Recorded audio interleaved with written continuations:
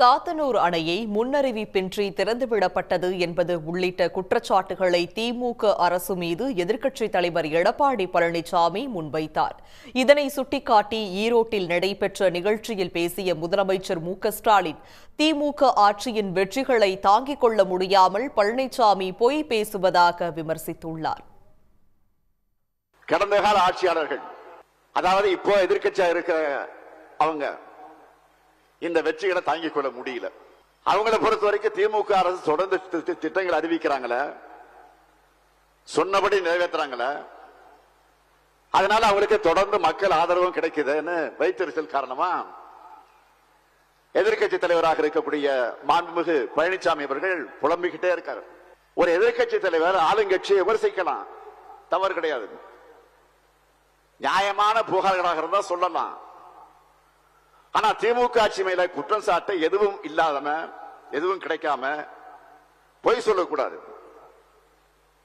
பழனிசாமி என்ற தனிநபரா அவர் பொய் சொல்லல, எதிர்கட்சி தலைவராக சொல்றார். அது அவர் வகிக்கக்கூடிய பதவிக்கு அழகல்ல. கனமழை கடுமையாக பெய்தது. முன்னெச்சரிக்கை நடவடிக்கை இந்த அரசு எடுக்காத காரணத்தினாலே தென்பெண்ணை ஆறு அந்த அணை நிரம்பி, சாத்தனூர் அணை நிரம்பி நள்ளிரவு அதிகாலை 2:45 மணிக்கு அறிவிப்பு கொடுத்துட்டு 3 மணிக்கு திறந்து விட்டான் தண்ணியை. ஆனா உண்மை என்ன?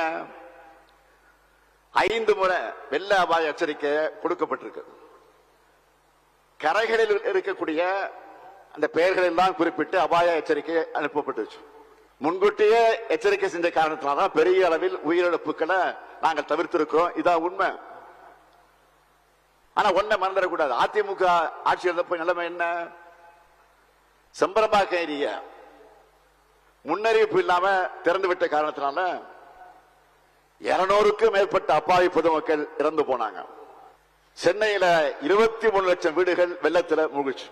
அதெல்லாம் மறக்க முடியாது. இதையெல்லாம் மறைச்சு சாத்தனூர் அணையை வச்சு பழனிசாமி இன்றைக்கு போய் பேசிக் கொண்டிருக்கிறார்.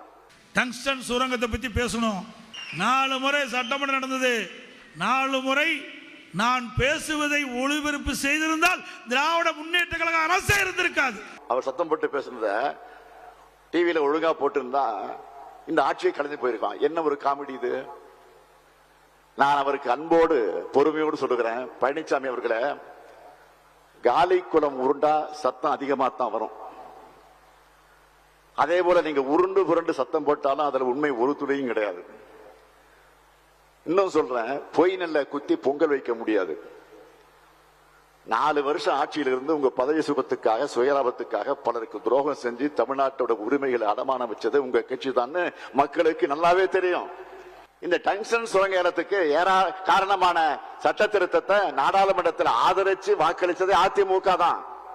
இப்பவும் கூட சரி, நீங்களும் சரி, மாநிலங்களில் இருக்கிறவங்க எம்பிக்களும் சரி, மாநில உரிமைகளை பறிக்கக்கூடிய ஒன்றிய அரசை பார்த்து ஒரு கேள்வி கூட கேட்க தைரியம் இல்லாம தான் இருக்கீங்க.